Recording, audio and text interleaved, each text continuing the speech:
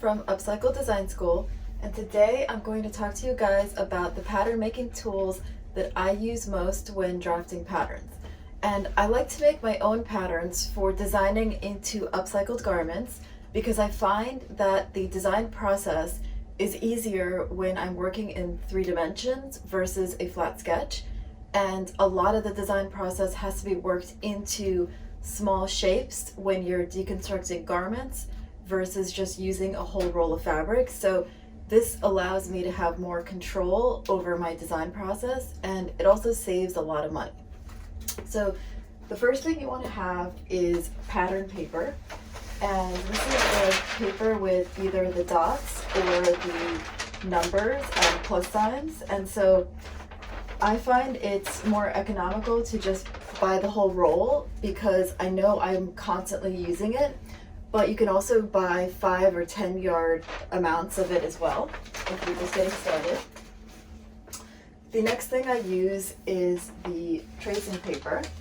And so tracing paper looks like this. It's kind of like carbon paper, and it's used to transfer the pattern from muslin to paper.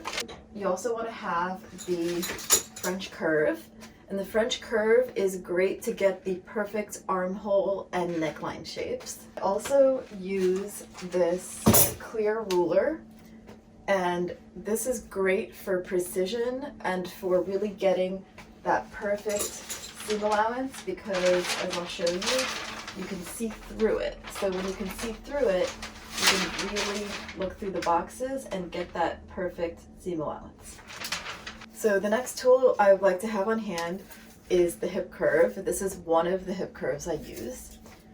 Then you also want to have the L square, this big guy, and this is great for really squaring out corners to be precise.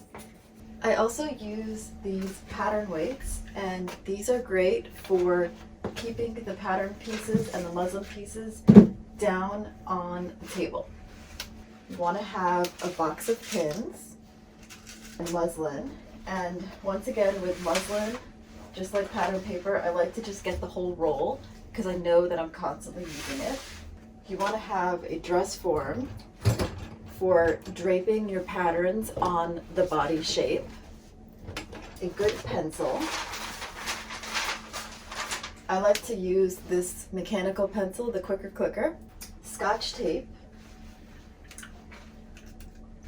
paper scissors. You want to have a good pair of fabric scissors as well. And with the fabric scissors, you want to really take care of them and make sure that you only use them to cut muslin and fabric, and don't cut anything else with them so that they stay sharp.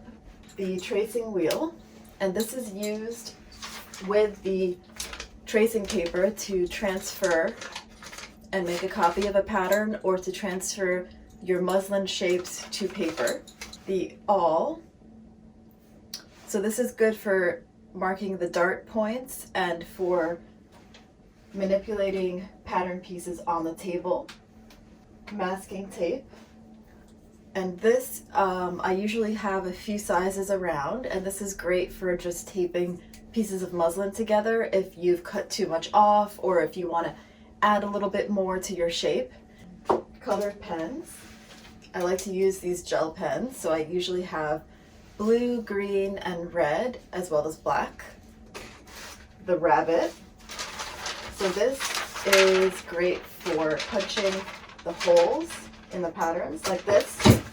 So then now we can use the pattern hook to hang the pattern on. You also want to have measuring tape and the cutter's must. And so the cutter's must is the information about the pattern that tells the sewer or the factory how to sew the style. So you're going to list all the pattern pieces, and I color code them for the lining, and for the fusible I would use red. And you're going to have the brand name, your sketch, the name of the pattern, the style, and any kind of sewing instructions such as top stitching and the seam allowance.